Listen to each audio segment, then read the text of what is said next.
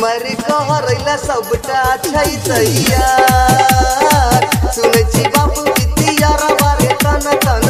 मरी कहरैला सबटा छै तैयार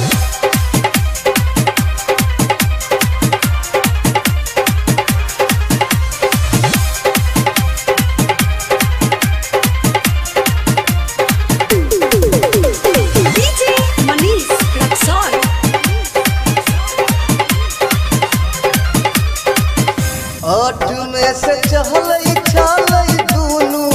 तेरे चक्कर रे दुनू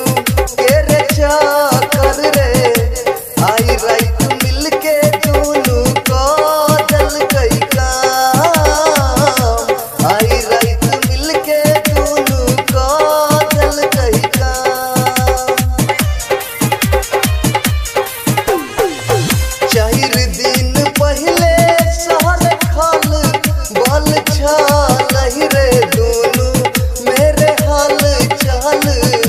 भाग गेल दुनू रे बहना कपलान भाग गेल दुनू रे बहना कपलान अपने कहानी मुन मनबै छै दुनू घर में कहरा करे फसा अपने कहानी मुन मनबै छै दुनू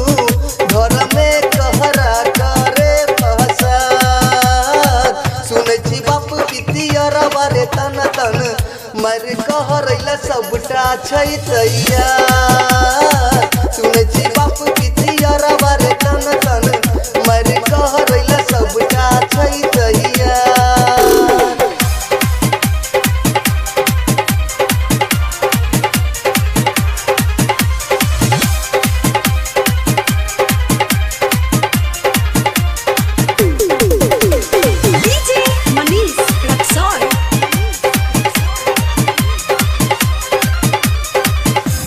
पहिलो मिलै छलै गाछी काटे दुनू बान्हक रे काटे दुनू बान्हक रे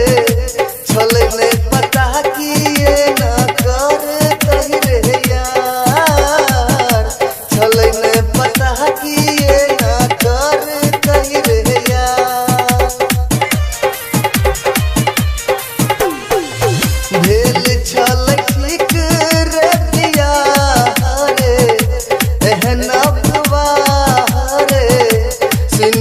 की सोच तई भतार रे यार सुन की सोच तई भतार रे यार बिटुआ का आस से सबटा खबर तब